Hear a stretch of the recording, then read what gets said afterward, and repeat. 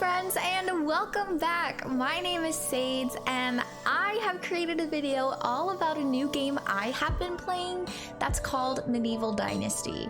This game has so many aspects of Ark Survival, medieval from Skyrim, all of the wonderful things that I enjoy from other games that I play, but I've never actually played it. So I was recommended this game from somebody in my Twitch community, and I was not disappointed. This whole video is my first couple of days and my first experiences and what I've learned so far in playing Medieval Dynasty. If you like this video and you enjoy Elder Scrolls or other adventure playthrough games, anything to do with that, be sure to subscribe, as well as check the description for my link to my Twitch channel where I play a lot of games live. Thank you so much for watching, and I really hope that you enjoyed today's video. Medieval Dynasty is described as a survival building open world medieval RPG. In Medieval Dynasty, you take on the role of a young man who has fled from the war and wants to take his fate into his own hands. You start from being alone, inexperienced, and poor, and then you develop into a master of many skills, become a leader of your community, and a founder of prosperous dynasty, which means hunting for food, gathering resources, crafting equipment, building a house, and a whole bustling village, while founding a family, all contributing to a unique gameplay experience that crosses many different genres. Expect changes in the weather and seasons and unexpected events that'll help you build your skills and challenge you to build your own legacy.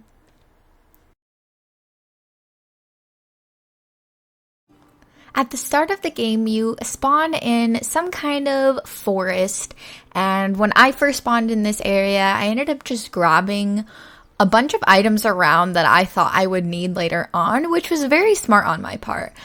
Because coming in, I knew that this game was full of gathering, crafting, building up skills, and all of these different things we're going to touch on later. So at the very start, you end up walking down a little beaten path, and you end up in a really adorable town called Gostovia. And this is where your adventures begin, and you start to learn about the lore and meeting all of the different people in the village that will give you different quests and gaining relationships with them. But to start, you meet a man named Unigost, and he's going to give you your first several quests and help you kind of get acclimated to the new area that you're in. We also learn about collecting resources, and learning about those skills ends up coming in very much handy. I start by crafting very basic items such as an axe and a pickaxe, so I can start gathering items to make my first home. This game is all about homesteading and growing a community of people, and you'll see our very first little friend in the village that we meet along the way, and that'll be towards the end of the video. But to start, I am just gathering as much as I possibly can, and this can be a very tedious process. And as you can see as well, there is definite damage you can take not only from animals, but from your environment.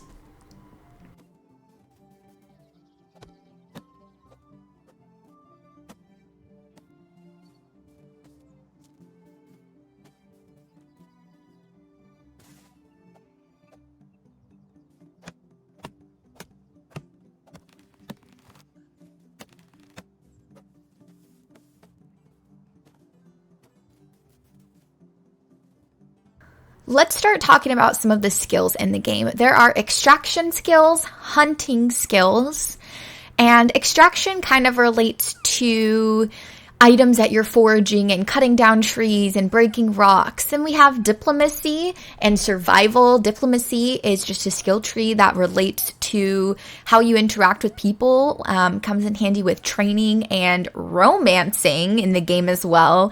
And we also have production. This relates to your proficiency in crafting and cooking, which is the only way that you're going to be able to grow your community. Now we have hunting. Hunting was a very tedious process for me to learn, but it was actually very relaxing. I enjoyed the type of hunting that there are, such as using different weapons, and early on using a wooden spear. I had no idea that you could throw the spear, and this is when I finally realized that. But I feel like I started hunting animals that really weren't in my range of skill, so you can see me chasing the animals until I just run out of stamina. But there are ways to get around this, such as using different traps and maybe also fighting animals that tend to come at you, such as this giant animal here that completely killed me. It was very sad. As well as this boar. There are aggressive animals that are in the area, but I found that the boar were actually quite simple to attack and get, and it was so satisfying to be able to finally take down one of my first animals that wasn't a rabbit, and getting some really necessary items for crafting and so on.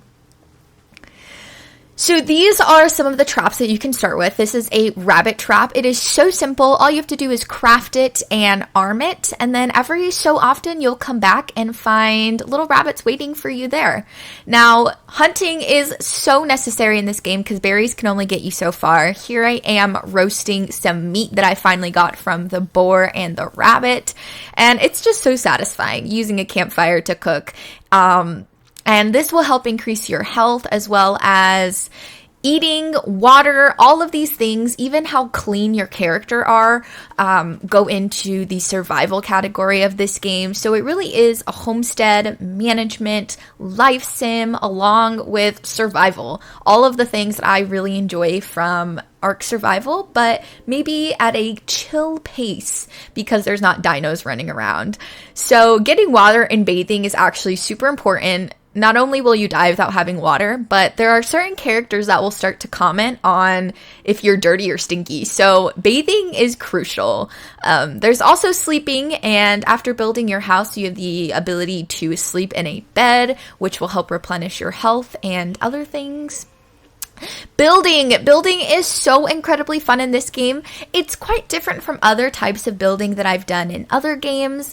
You have different tools that you can craft on your own, but eventually you're going to need to start crafting different buildings so you can craft items at specific tables.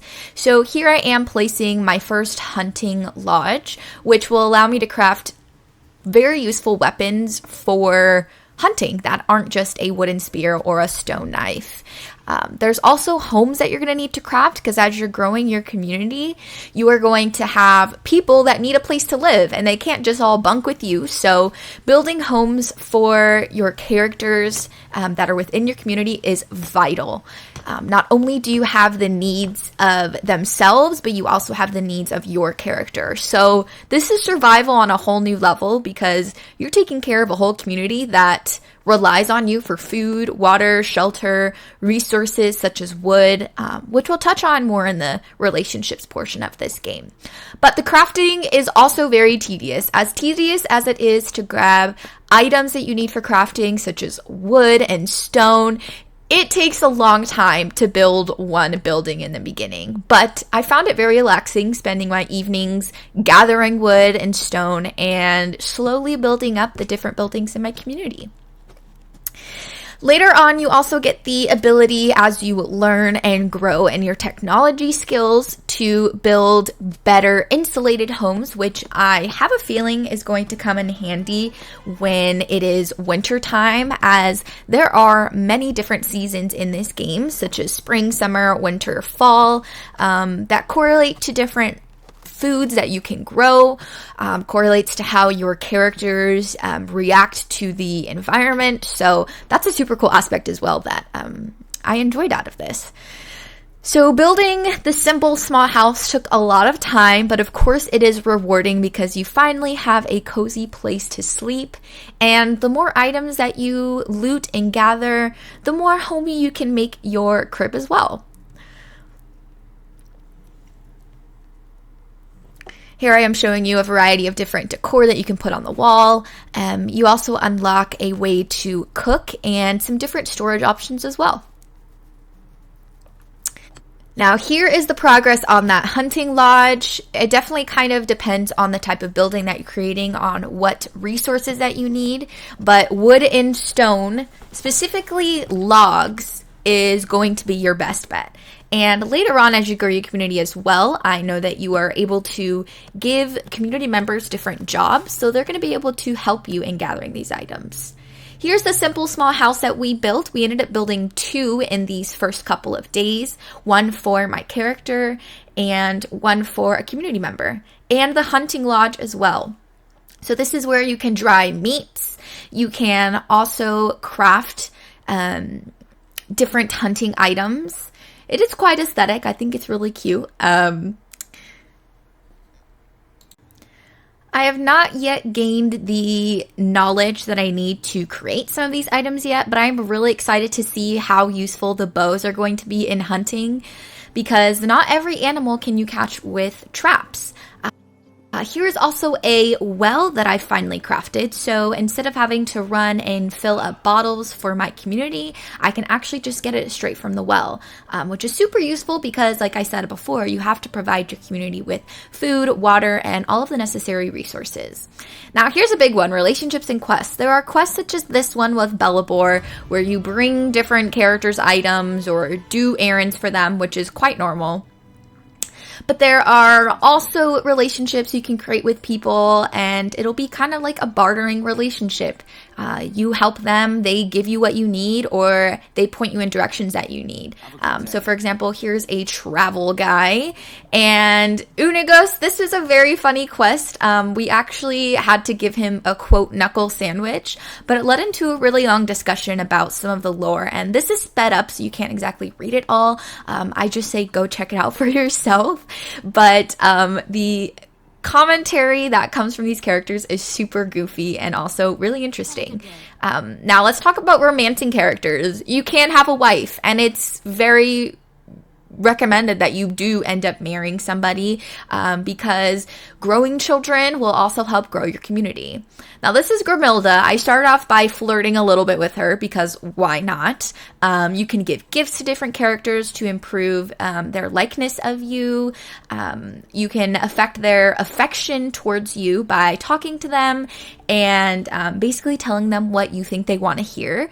But after a certain point, they won't want to talk anymore, as they need to, quote unquote, think about what you've said previously. And that just means that you have to wait a little bit of time between conversations.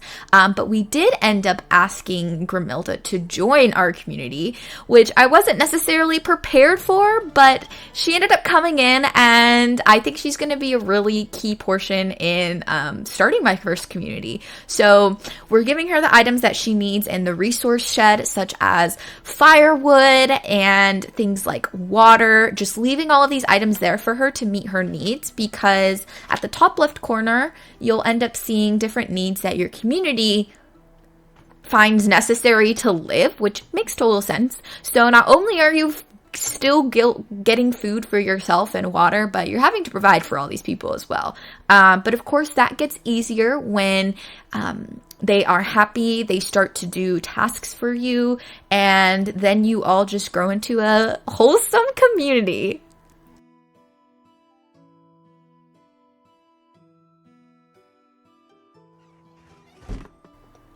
So as we head back to the workshop, I ended up grabbing some more food because not only is my person hungry, but my community is hungry.